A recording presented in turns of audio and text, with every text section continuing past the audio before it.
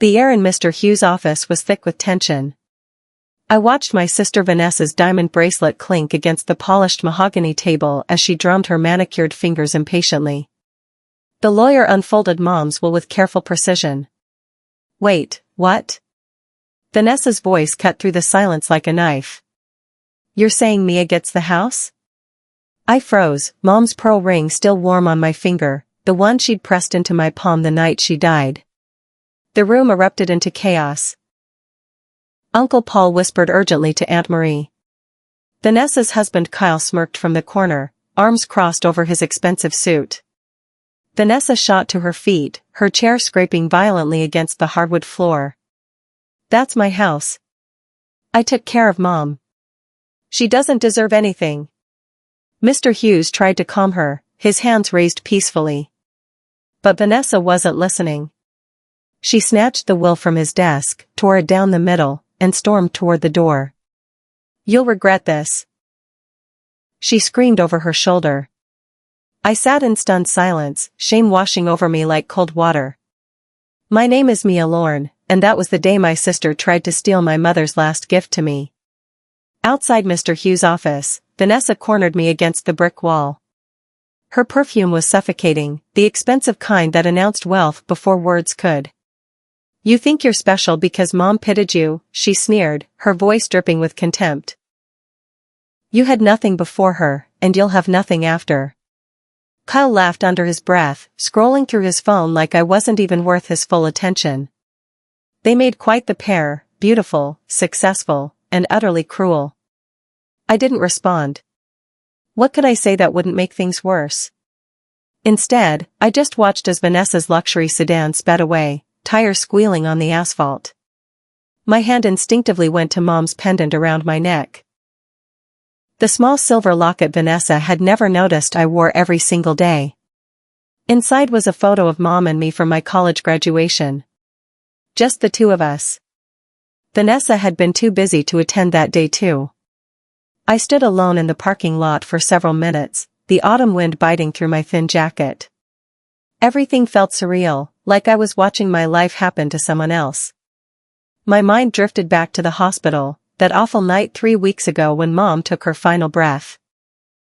The machines had beeped their monotonous rhythm while I held her fragile hand. Her skin felt like paper, so thin I was afraid I might hurt her. Vanessa had been too busy that night. She was hosting a dinner party for Kyle's business associates. "It's important for his career," she'd said when I called her. "Mom will understand." But Mom did understand. She understood everything. "Promise me," Mom had whispered, her voice barely audible over the hospital sounds, "you'll stay in the house. It's where love lives." Tears had spilled down my cheeks. "I promise, Mom. I promise." Her grip had tightened slightly. "Vanessa will fight you. But you're stronger than you know, sweetheart. Don't let her take what's yours." Those were almost her last words to me. Minutes later, the machines made that terrible sound, the one that means everything has ended. I'd pressed the call button for the nurse, but I knew it was too late. I'd sat with Mom's body for an hour before Vanessa finally arrived, makeup perfect, not a hair out of place. At Mom's funeral, Vanessa had cried the loudest. She wore all black designer clothes and sobbed dramatically into Kyle's shoulder. People whispered about how devoted she'd been, how heartbroken she must be. But I noticed she disappeared whenever there were bills to pay or arrangements to make. I found a stack of unpaid hospital invoices in Mom's purse. Bills from treatments Vanessa had promised to handle but never did. I'd paid them myself with my meager savings account. During the reception, my cousin Bethany pulled me aside. "Vanessa's been saying you only showed up these last few months for the inheritance," she whispered. "She's telling everyone you abandoned Mom for years." My throat tightened. The rewriting of history had already begun.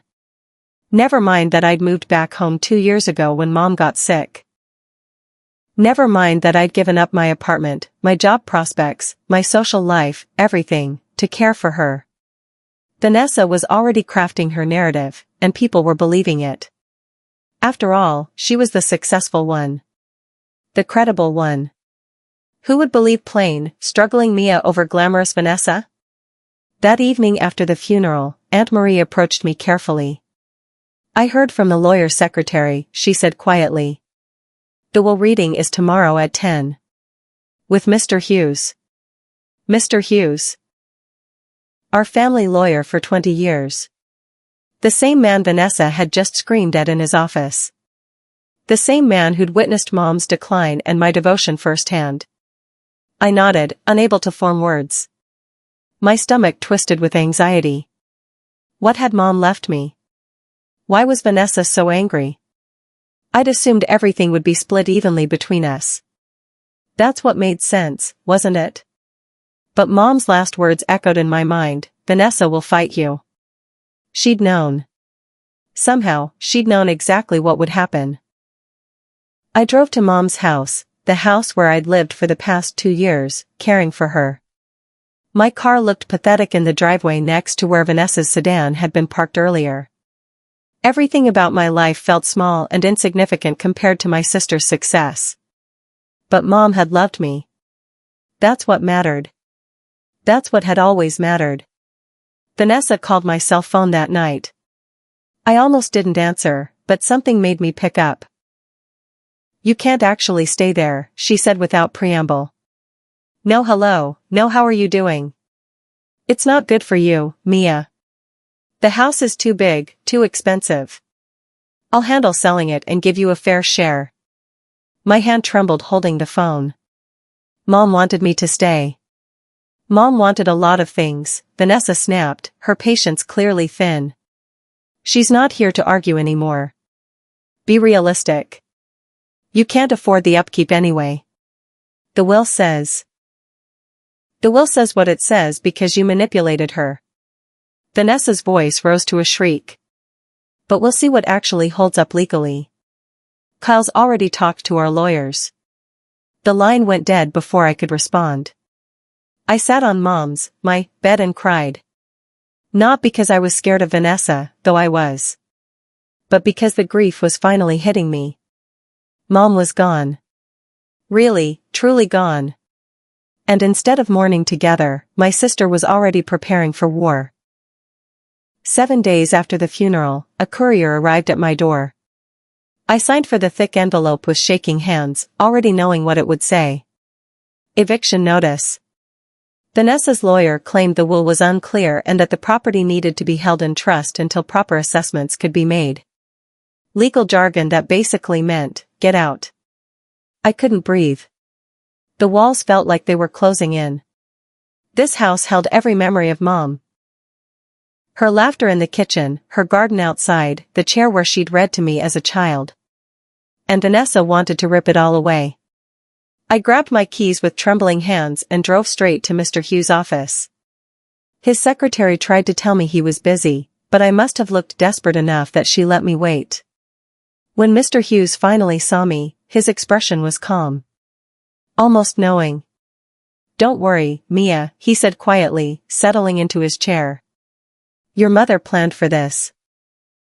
There's something Vanessa doesn't know." My breath caught. "What do you mean?" He smiled sadly. "Your mother was very thorough." Mr. Hughes opened his desk drawer and pulled out a cream-colored envelope sealed with red wax. My mother's initials were pressed into the seal. He handed it to me carefully, like it was made of glass. "She left this specifically for you. With instructions to give it to you only if Vanessa contested the will." My fingers trembled as I broke the seal. Inside was a small brass key, old and ornate, the kind that opened antique furniture, and a handwritten note in Mom's familiar script. "For when they try to take what isn't theirs. You know where to look, sweetheart. I love you. Mom." A shiver ran down my spine. She'd known. She'd actually known this would happen. But what did the key open? I racked my brain trying to remember anything that might need this specific key. "She didn't tell me what it opens, Mr. Hughes said, watching my confusion. "She said you would know." But I didn't know. Not yet. I left his office clutching the envelope, my mind racing through possibilities. Mom's house was full of antiques, jewelry boxes, trunks, old furniture. It could be anything. The next morning, I woke to notifications flooding my phone. Vanessa had posted on social media a long, emotional paragraph about how I'd manipulated Mom into changing her will during her vulnerable final months. The comments poured in. Family members I barely knew were taking sides. Cousins who'd never visited Mom were suddenly experts on our relationship. Most sided with Vanessa. After all, she was the successful one, the believable one. Praying for you during this difficult family situation, someone wrote. Elder abuse is serious. I hope justice prevails, another commented. My stomach churned.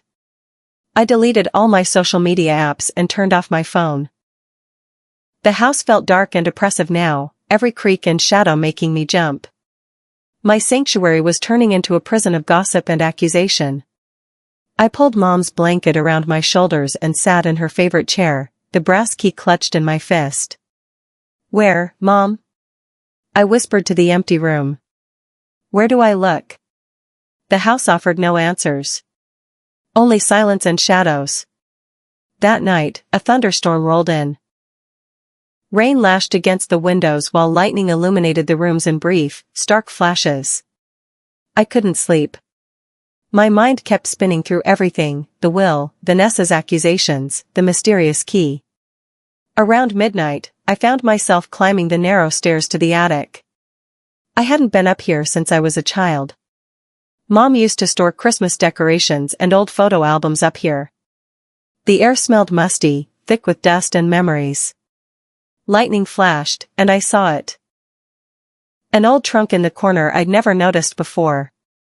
My heart pounded as I knelt beside it. The lock was brass, ornate, old. I pulled out the key with shaking hands. It slid into the lock perfectly. Inside the trunk, I found letters, dozens of them, yellowed with age. Property deeds. Legal documents. And at the bottom, a USB drive in a small plastic case labeled in Mom's handwriting, for the truth. I didn't open it immediately.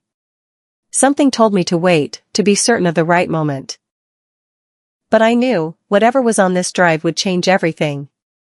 I woke to violent banging on the front door. Sunlight streamed through my bedroom window. I'd fallen asleep in Mom's chair after coming down from the attic. The banging continued, aggressive and demanding. Through the window, I saw Vanessa's sedan in the driveway. She was pounding on the door, Kyle beside her with a crowbar in his hands. It's our house. Vanessa screamed. You can't keep us out. My hand shook as I dialed 911. But when the police arrived 20 minutes later, they treated it like a family matter. They told Vanessa and Kyle to leave, but with barely a warning. No arrest, no real consequences. Vanessa drove off laughing, rolling down her window to shout, "We'll see what the court says, Mia. You can't hide forever." I stood in the doorway, humiliated, as neighbors watched from their yards. Mrs. Chen from next door gave me a sympathetic look before going back inside. Everyone else pretended they hadn't seen anything. That evening, I finally worked up the courage to plug the USB drive into Mom's old laptop. 2 weeks later, I sat in a downtown courthouse, my cheap dress feeling inadequate next to Vanessa's designer suit. She'd filed for property reassignment, claiming I was mentally unfit to manage the estate. Her lawyer stood before the judge, confident and polished. "Your Honor, Ms. Mia Lorne has no stable income. She lived off her mother's charity for 2 years. There's serious question about her ability to maintain the property or whether she unduly influenced Mrs. Lorne during her illness." Each word felt like a physical blow.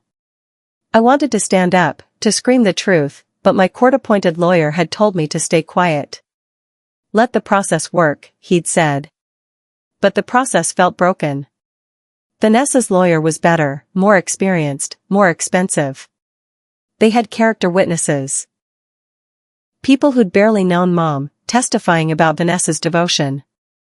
I had nothing but the truth. And the truth, I was learning, didn't always win in courtrooms. The judge ordered a psychiatric evaluation for me and scheduled another hearing in 30 days. Vanessa smiled as we left the courtroom. She'd won this round. But I still had Mom's USB drive. I still had secrets Vanessa didn't know about. After the hearing, I walked to my car in defeat. Then I heard someone calling my name. Mia.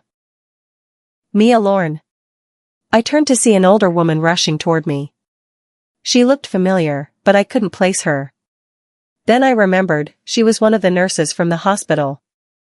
Nancy. She'd been kind to Mom during those final weeks. I heard about what's happening, Nancy said, slightly out of breath. Your mother talked about you constantly. She loved you so much. She pressed a small package into my hands. She gave this to me before she passed. Made me promise to give it to you if your sister started causing trouble. Inside was a DVD in a clear case. A yellow sticky note on it read, "Play this if she fights you." My eyes filled with tears. Thank you, I whispered. Nancy squeezed my hand. Your mother knew you'd need help. She prepared for everything. She smiled sadly. You're stronger than you know, dear. Just like she always said. She walked away before I could ask anything else, disappearing into the parking garage. That evening, I sat on the couch and slid the DVD into Mom's old player. The screen flickered to life, and there she was, Mom, looking frail but determined, sitting in her favorite chair. This had been filmed maybe a month before she died. Hello, sweetheart, she said, her voice weak but clear.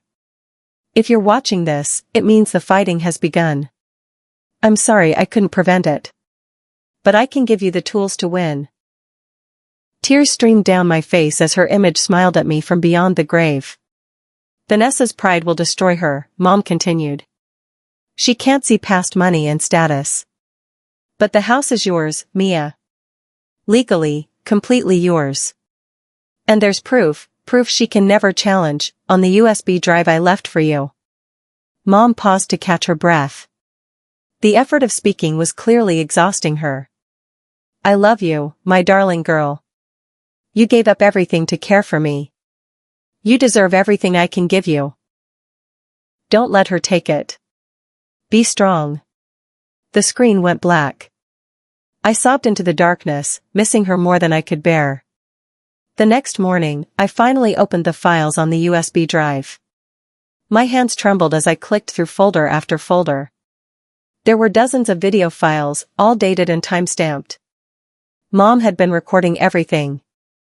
Her wishes. Her mental state. Her reasons for leaving me the house. Doctor visits confirming she was of sound mind.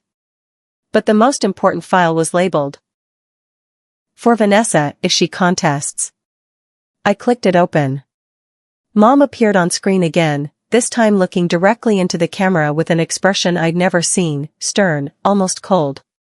Vanessa, if you're trying to take the house from your sister, remember this, love built it, not greed. I'm leaving everything to Mia because she earned it through sacrifice and devotion. You earned nothing but my disappointment. The words were harsh, final. Mom had planned for every possibility. I copied everything onto 3 separate flash drives. One for me, one for Mr. Hughes, and one for safekeeping. Then I called the lawyer. I have what we need, I said simply. His response was immediate, bring it to my office tomorrow morning.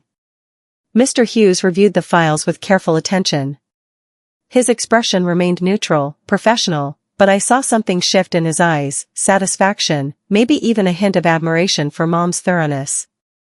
This is ironclad, he finally said. Video testimony, medical records proving her sound mind, dated documentation. Vanessa's lawsuit is dead in the water. Relief flooded through me. So what happens now? Now? He smiled. Now we let her lawyers figure it out. Let me handle this quietly. Sometimes the best revenge is giving people just enough rope to hang themselves. But quiet wasn't what Vanessa wanted. The next day, she showed up at Mr. Hughes' office unannounced, perfume announcing her presence before she rounded the corner. Mia, she said, her voice dripping with false sweetness. Can we talk? Sister to sister? I stayed seated, Mr. Hughes beside me. Anything you want to say, you can say here. Her expression hardened. You think a few sentimental videos will beat me in court? Kyle's lawyers are the best in the state. You're wasting everyone's time. For the first time since this began, I felt calm. Truly calm. We'll see, I said simply. She stormed out, but I caught the flicker of uncertainty in her eyes.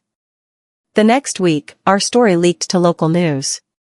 I never found out how, maybe a court clerk, maybe one of Vanessa's social media followers who tipped off reporters.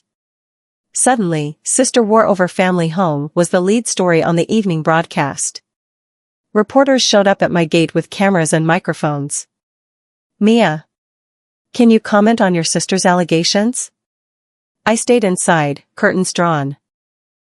But Vanessa thrived in the spotlight. She gave interviews on the front lawn of her McMansion, perfectly styled and tearful. My mother was vulnerable, she told Channel 5 News. My sister took advantage during her weakest moments. I'm just fighting for what's right. The comments online were vicious. People who'd never met me called me a manipulator, a gold digger, worse. They saw Vanessa's beautiful face and successful life and believed her story without question. Meanwhile, I watched from inside my mother's house, silent and invisible.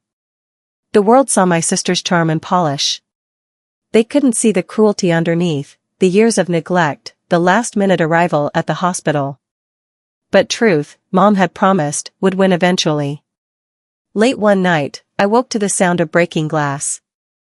Someone was inside the house.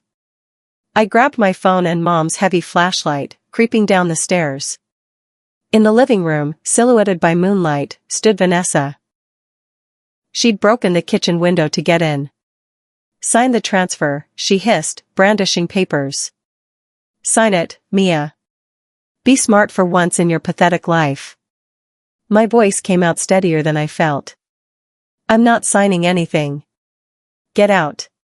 She crossed the room faster than I expected, her hand connecting with my cheek in a sharp slap. The sound echoed in the quiet house. Fine. You'll lose everything anyway. And I'll make sure everyone knows what you really are. She left through the front door, leaving it open behind her. I stood there, my cheek burning, tears streaming down my face. But something had shifted inside me. I was done being afraid. The next morning, I called Mr. Hughes. It's time, I said. Whatever you have planned, do it now. His response was immediate, I'll make the call today. 3 days later, Mr. Hughes called Vanessa's cell phone. I was in his office when he put it on speaker.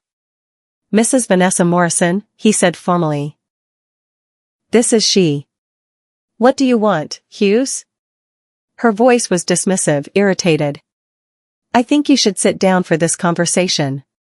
She laughed, that sharp, cruel laugh I'd heard my whole life. Don't waste my time with drama. I'm busy. Very well. Mr. Hughes' tone never changed. I'm playing something for you now. Your mother recorded this 6 weeks before her death. He pressed play. Mom's voice filled the office, clear and firm. The house at 1247 Oakwood Drive belongs solely to Mia Lorne. All financial assets, personal property, and legal rights transfer completely to her upon my death. Should this will be challenged, I want it known that I am of sound mind, certified by Dr. Peterson on this date, and that my wishes are absolute. The line went silent. For 10 long seconds, neither Mr. Hughes nor I spoke. Then came Vanessa's voice, small and shocked. That's impossible. There are 15 more videos, Mr. Hughes continued calmly. All notarized. All witnessed. All legally binding. Your lawsuit is over, Mrs. Morrison. The video recordings went public within hours, not through Mr. Hughes or me, but through Vanessa's own lawyer, who apparently leaked them to cover his own liability. The local news that had been so sympathetic to Vanessa suddenly shifted. Shocking twist in estate battle, read the headlines. Mother's video will prove daughter's claims. I watched from Mr. Hughes' office as the story spread across social media. Family members who'd sided with Vanessa went silent. Her Facebook post was flooded with new comments, people apologizing to me, calling her a liar, demanding answers. Kyle's business partners started distancing themselves. The devoted family man image he'd cultivated was crumbling. His company issued a statement, "The personal matters of our employees don't reflect company values." But the most devastating blow came from Kyle himself. He filed for divorce 3 days later, citing irreconcilable differences. The gossip sites reported that he'd been planning to leave for months, just waiting for the inheritance money to come through. Vanessa had lost everything, her reputation, her marriage, her lawsuit. And I hadn't had to do anything but tell the truth. 2 weeks after the videos went public, someone knocked on my door. I opened it to find Vanessa standing on the porch. She looked nothing like the polished, perfect sister I'd known.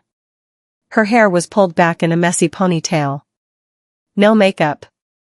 Yoga pants and an old sweatshirt. Her eyes were red and puffy from crying. "You ruined me," she whispered, her voice breaking. I shook my head slowly. "No, Vanessa. You ruined yourself. I just stopped hiding it. I have nowhere to go. Kyle took everything. Even my lawyer won't return my calls. Part of me." The small, damaged part that still remembered the sister who'd pushed me on swings and braided my hair when we were little, wanted to let her in.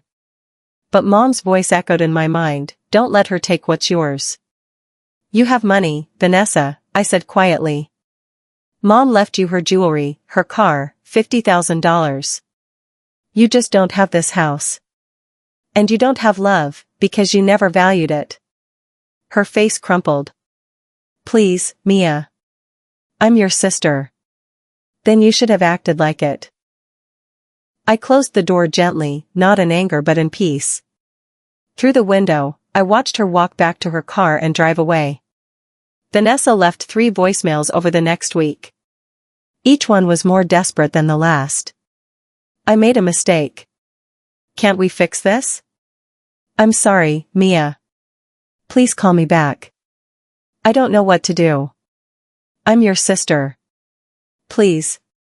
I didn't respond to any of them. Mr. Hughes advised me not to engage, and honestly, I didn't want to.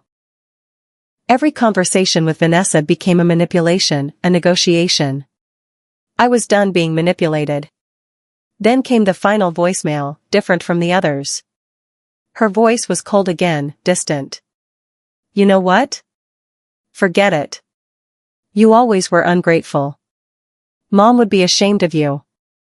I deleted it without finishing. But her words haunted me that night. Would Mom be ashamed? Was I being too harsh? Too unforgiving? I pulled out one of Mom's letters from the attic trunk, one I hadn't read yet. Inside, her handwriting was shaky but clear. "Mia, sweetheart, if you're reading this, Vanessa has probably tried everything. Tears, anger, guilt. Don't fall for it. You deserve peace. You've earned it. Forgiveness doesn't mean letting someone hurt you repeatedly.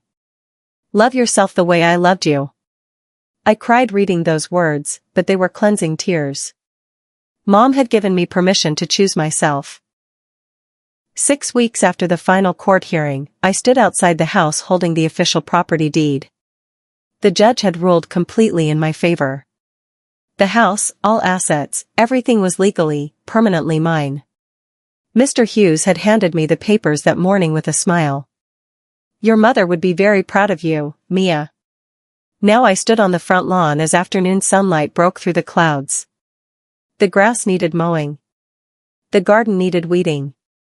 There was so much work to do. But it was my work, my home, my future. I walked through the front door, every step heavy with memories. Mom laughing in the kitchen. Mom reading in her chair. Mom's final whisper, "It's where love lives." I set the deed on the mantel next to Mom's photograph and whispered, "We did it, Mom. We did it." For the first time since her death, I felt something other than grief. I felt hope. I felt strength. I felt like maybe, just maybe, I could build a life here. A good life. One mom would be proud of. The house settled around me with a comfortable creak, welcoming me home.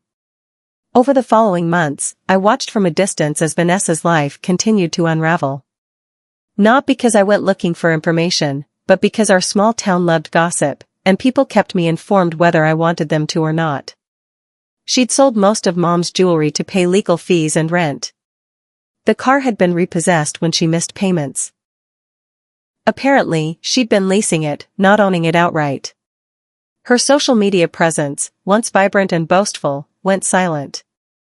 Then came news that shocked everyone: Vanessa was under investigation for tax fraud. Kyle had been running schemes through their joint accounts, and investigators believed she'd known about it. She claimed innocence, but her credibility was destroyed. The woman who'd sneered at me for having nothing now worked part-time at a coffee shop downtown. I saw her once through the window, serving customers with a forced smile, wearing a uniform apron. I didn't feel joy at her downfall. I just felt a deep, aching sadness. We'd been sisters once. We'd loved each other once. But greed and pride had poisoned everything. That evening, I whispered into the quiet house, "I hope she finds peace someday, Mom. I really do." 1 year after Mom's death, I held a ribbon-cutting ceremony in front of the house. I'd spent months renovating, transforming it from a family home into something more, a community shelter for women leaving toxic situations. The local newspaper covered the opening. Neighbors came to show support. Even Mr. Hughes attended, proud and misty-eyed. "This is what your mother wanted," he told me. "Not just for you to have the house, but for you to fill it with love and purpose." I looked up at the house, my house, with its fresh paint and welcoming porch. Women would find safety here. Hope here. A chance to rebuild their lives, just like I'd rebuilt mine. As the small crowd applauded, I looked up at the clear blue sky and whispered, "We did it, Mom. We really did it." That night, I sat in Mom's chair, my chair now, and reflected on everything. The fight with Vanessa. The videos. The truth finally coming to light. I'd learned something important through it all. Sometimes justice doesn't need revenge. Sometimes it just needs truth and time. Mom had known that. She'd given me the tools, but I'd had to be brave enough to use them. And I had been. Finally, I had been. The house settled around me with contented creaks and sighs. Outside, Mom's garden bloomed with roses. Inside, love still lived, just like she'd promised it always would.